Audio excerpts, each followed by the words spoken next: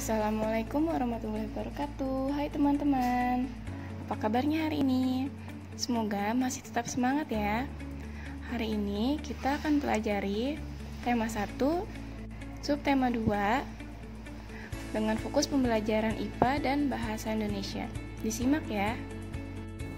Teman-teman, dari gambar yang kalian lihat di video ini, gambar apakah itu? Ya, gambar tersebut adalah rangka. Lalu, apakah itu rangka? Rangka adalah susunan teratur dari tulang-tulang. Di pembelajaran sebelumnya, kalian pun juga sudah mempelajari dan sudah mengenal alat gerak manusia. Alat gerak manusia itu ada dua, alat gerak aktif dan alat gerak pasif. Nah, untuk tulang ini disebut dengan alat gerak pasif. Rangka manusia dikelompokkan menjadi 3. Yang pertama ada rangka kepala, yang kedua ada rangka badan, dan yang ketiga ada rangka anggota gerak. Untuk rangka anggota gerak terdiri dari tangan dan kaki. Teman-teman, mari kita lihat nama-nama tulang yang ada di kepala kita dengan melihat kerangka yang berada di video ini.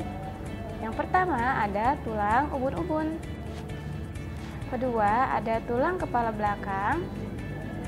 3 ada tulang pelipis. 4 ada tulang baji. 5 tulang pipi.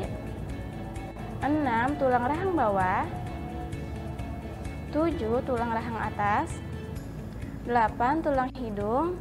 Dan 9 tulang dahi. Adapun fungsi rangka kepala kita yang pertama itu melindungi organ vital seperti mata dan otak. Yang kedua, memberi bentuk wajah, dan yang terakhir adalah membantu ketika makan dan berbicara.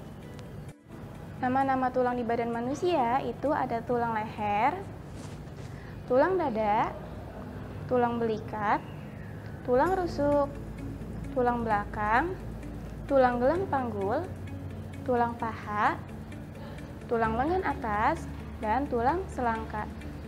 Adapun tulang belakang kita terdiri dari 7 ruas tulang leher, 12 ruas tulang punggung, 5 ruas tulang pinggang, 5 ruas tulang kelangkang, dan 4 ruas tulang ekor. Nama-nama tulang di tangan dan kaki atau anggota gerak. Yang pertama ada nama-nama tulang pada lengan manusia, yaitu tulang lengan atas, tulang hasta, tulang pengumpil, tulang pergelangan tangan, dan tulang telapak tangan. Untuk tulang pada kaki manusia, terdapat tulang paha, tulang kering, tulang betis, tulang tempurung lutut, tulang pergelangan kaki, tulang telapak kaki, dan tulang jari kaki. Tulang-tulang yang tersusun membentuk rangka memiliki fungsinya masing-masing. Yuk kita lihat fungsi tulang anggota gerak bagian tangan. Yang pertama ada tulang lengan atas, berfungsi sebagai tempat menempel otot utama yang menggerakkan bahu dan siku. Yang kedua ada tulang hasta, membentuk lengan bawah sebagai alat gerak dan menghubungkan lengan atas dengan pergelangan tangan. Yang ketiga ada tulang pengumpil, berfungsi sebagai tempat menempelnya otot lengan yang akan menggerakkan tangan, terutama tangan bagian bawah. 4. Tulang pergelangan tangan, berfungsi sebagai tempat penghubungan antara telapak tangan dengan lengan bawah. Yang terakhir, tulang telapak tangan, berfungsi sebagai pemberi bentuk tangan, juga menghubungkan tulang jari dengan tulang tangkal tangan. Fungsi tulang anggota gerak bagian kaki. Yang pertama ada tulang paha, berfungsi untuk menggerakkan kaki dan letaknya di atas tulang kering dan tulang betis, serta di bawahnya tulang panggul. 2. Tulang kering, berfungsi untuk menyambung lengan, menghubungkan lutut dengan pergelangan kaki, membentuk bagian kerangka pada kaki bagian bawah. 3. Tulang betis, berfungsi untuk menopang berat badan tubuh dan juga untuk mengatur gerak tubuh ketika berjalan. 4. Tulang pergelangan kaki, berfungsi untuk membantu pergerakan naik turun kaki dengan sendi engsel. 5. Tulang telapak kaki berfungsi untuk menopang berat tubuh dan untuk mengatur gerak tubuh ketika berjalan, berlari, dan melompat. Yang terakhir ada tulang jari kaki yang berfungsi untuk membantu tubuh saat berjalan, berlari, atau berdiri agar tetap seimbang dan tidak jatuh. Teman-teman, sebelumnya kalian sudah mempelajari dan mengenali tulang-tulang yang ada di tubuh kita. Yuk kita lihat gambar apakah yang ada di video ini. Ya, gambar tersebut adalah gambar otot. Tahukah kamu apa itu otot? Otot adalah jaringan yang ada di dalam tubuh manusia, berupa alat gerak aktif yang menggerakkan tulang sehingga menyebabkan suatu organisme atau individu dapat bergerak. Otot tersusun dari inti-inti sel otot. Lalu sel-sel otot membentuk serabut otot. Kemudian kumpulan serabut otot tersebut membentuk otot atau daging. Fungsi otot manusia. Yang pertama, otot manusia berfungsi untuk menjalankan dan melaksanakan kerja. Contohnya berjalan, mengangkat, dan memegang.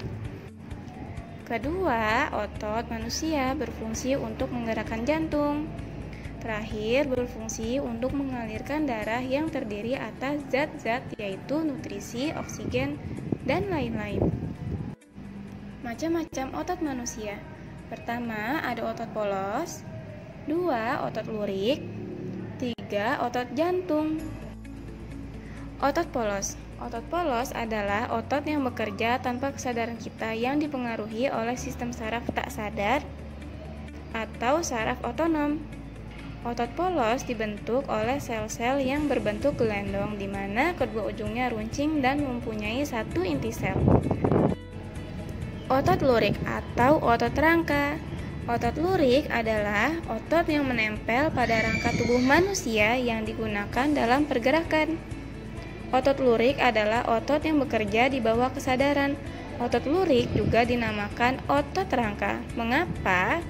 Karena otot lurik menempel pada rangka. Dinamakan otot lurik karena adanya sisi gelap dan terang yang berselang-seling. Otot jantung. Otot jantung adalah otot yang bekerja secara terus-menerus tanpa istirahat atau berhenti.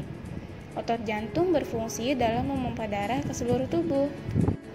Otot jantung juga bekerja di bawah kesadaran manusia. Saraf yang mempengaruhi otot jantung adalah saraf simpatik dan parasimpatik. Masihkah kalian ingat dengan ide pokok? Ide pokok adalah gagasan yang menjadi dasar sebuah paragraf. Letak ide pokok berada pada kalimat utama. Dan kalimat utama ada yang terletak di awal paragraf atau deduktif, di akhir paragraf atau induktif, dan ada yang di awal dan akhir paragraf atau campuran. Cara menentukan ide pokok, yang pertama itu kita harus membaca paragrafnya dulu, kemudian kita mencari kalimat utama, setelah itu kita menentukan ide pokok. Untuk membuat paragraf, maka kita harus menentukan ide pokok terlebih dahulu, kemudian menentukan kalimat utama, dan kita buat paragrafnya. Setelah kita mempelajari IPA dan Bahasa Indonesia, untuk mengukur kemampuan kalian, maka kerjakan halaman 107 ayo mencoba dan 109.